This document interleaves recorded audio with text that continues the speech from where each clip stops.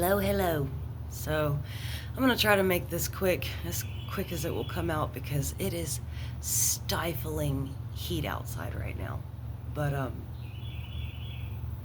I keep being urged to talk about finding out who's on the hate train is kind of how I kept hearing it put. And once you find out who's on your hate train, not the one you created, but the one that people created for you, those people that want to block you or suck you dry energetically or use you when they want you around, not really care about how you feel or how your life's going, or, I call them sucky butts.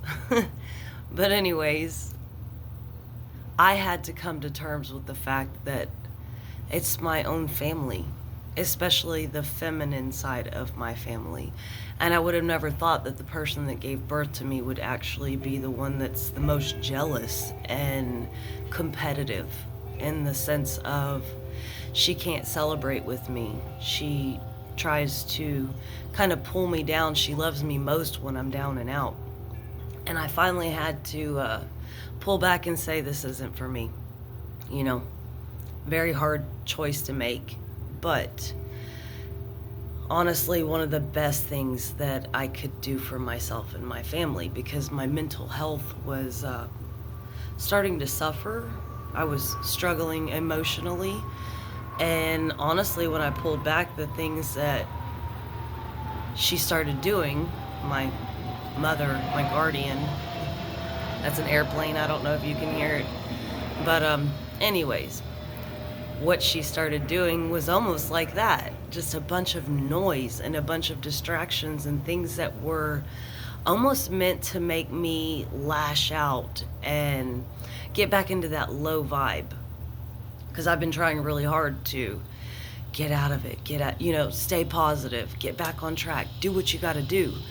And I would have never even considered that my mom was really the one behind a lot of my pain in life. My sisters, they call it sibling rivalry. So that's kind of something that you get used to with your siblings. But when the time comes, you get older, and you can still see there's that butting heads, let's say, that leaving someone out, that I don't want to talk to you, I don't want to play with you, I don't want to be around you, that childish, petty attitude. It's funny because I realized it's okay for the oldest sister, but when it comes to me standing up for myself, all of a sudden it's, why are you overreacting? And that's actually that is a reaction to trauma, to abuse that is continuous, that once you realize how they actually navigate around you and how they can get you to come outside of yourself, that's where you have to say, okay, the best thing I can do right now is to separate myself from the situation. There's no looking back, there's no going back. I took my power back. And you take your power back by saying, you don't have access to me anymore. You can spread lies, you can gaslight, you can do whatever you want. And it's funny because my mom, of all people, did those things. In the end, it just made it easier to go, yeah, I'm not like you. I won't be like you. Because when you can have somebody who was supposed to protect you, guide you, take care of you, educate you, help you heal, help you move forward in life, when they choose not to do that and they choose to keep the narrative going that, well, maybe you're the problem, that's when you can pinpoint exactly who the predator in your life is. And when you can pinpoint that and you can step away from that and say, I'm not gonna be a victim to your game any longer, that's when you can sit down, try to understand what happens. And I always have to remind people, sit down, allow the emotions to come and go, but don't get attached to them. You have to feel it to heal it and push it on. And the hard part is most people don't want to feel that pain. They don't want to understand and dig that deep. But that's where you've got to say, okay, I'm not losing anything. I'm actually being protected and guided to something that's better for me. Because when you can believe that there's a higher power that is actually trying to get you to the position in you that you need to be in, then you can turn around and go, okay, it makes a little bit more sense. Okay, I can accept the fact that my life is going to change. That there were people that were there that aren't going to be there anymore. But on the backside of that, that's where you actually get to turn around and go, I've made space. Now my soul tribe can come in. Now people that actually applaud me, encourage me, celebrate with me, those people can come into my life. Because when you hang on to something that you didn't even pick, for me, it was being born into it. And the other day, my daughter said, well, that's family.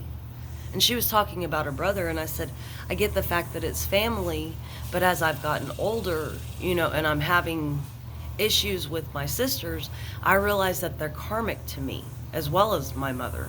That these are individuals that were meant to help me break out of a box by trying to deter me, by trying to hold me down, by trying to take my successes and make them seem like so what? So what if you did that? Even when I published a book, I remember telling my mom, say it with me, I'm going to be the author of the year. And she said, I can't do that. Your sister's writing a book. Okay, well, I wrote and published a book. Well, I can't choose. I can't play favorites. And that in itself was one of the most damaging things. And this was almost 5 years ago. And at that time, I didn't even look at the situation and go, I deserve better than this. I deserve to have people that will stand up behind me and be like, look at you. I'm so proud of you. You told your story a little bit. You actually, of course, there was a twist on my story, which is why it was only a little bit.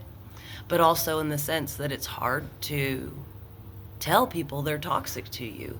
And most of the time, you don't even have to tell them. You can just up and walk away. That's the thing. We have cell phones and we know we can just, end call and block. And we can delete. In real life, for some reason, though, it's really hard for people to just go, no, I don't want to deal with you anymore. We can eat foods that make us sick and not go back to that, but we forget that the people we get around can make us sick as well. They can lower your vibe. They can mess with your emotions. They can bring trauma into your world. They can trigger you. There's a lot of negative aspects, and when you start looking at the fact of how people are affecting you, that's where it makes it easier to go, I'm going to choose better for me. I'm actually going to work on leveling myself up. And regardless if I have to do it behind closed doors and I have to be alone and I have to be my own cheerleading squad, I'm going to do it. I deserve to be happy. I deserve to be loved. I deserve to be heard. I deserve to be seen. And that is something I think a lot of people forget, because especially myself, I was raised Southern Baptist, and it was don't speak unless you're spoken to, and you don't really need to be seen unless somebody needs something. And I don't know if everybody was taught that way or just the females, but it was more so we were basically servants, and we were meant to present ourselves in a way that we were pleasing to everyone around us. And that in itself taught me to disregard myself. And I had to tell myself, this is a lesson being taught from crazy people. Because at no point should you devalue yourself just to fit in, especially when they're so-called family. You don't want to allow them to continue to use you as a doormat, because over time all you're going to do is sit there and believe in yourself less, try a little less, eventually give up. And the worst thing you can do is give up, because nobody's going to stand up and say, oh, I'll fight for you. And even if they do, it's going to be short-lived, because if there's nothing for someone else to gain, they're not going to sacrifice everything they possess. They're not going to be like, here, you can have mine. You got to look at it as if food is limited, energy is limited, and you got to work for what you want in life. And that's where you have to remind yourself, hey, it shouldn't be so hard to be in a relationship. And any kind of relationship, loving, platonic, familial, whatever it is, it's a matter of, is it worth your time and effort? And believe me, the more that you try to use your discernment and the more that you pray to be protected from the predators, you'll find people just dropping off like flies out of your life.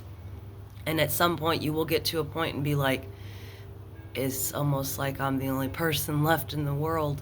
Nobody's calling you, nobody's checking on you, nobody's inviting you to do anything. You're in your own world. But you have to understand that that is a point in your life to where there is a separation from what was and a preparation that's going to take you to where you're going. So stand strong. Really look at the people in your life and how they're affecting your life on every level of your being. And I know it's hard, but you can do this. I'm proof. I've done it. Still working on it. And you got to clean out the muck to kind of embrace the glory. Because in the end, the glory is yours if you can learn to accept you and not let anybody else take that away or tear you down from that. So, on that note, peace, love, and light. Toodles.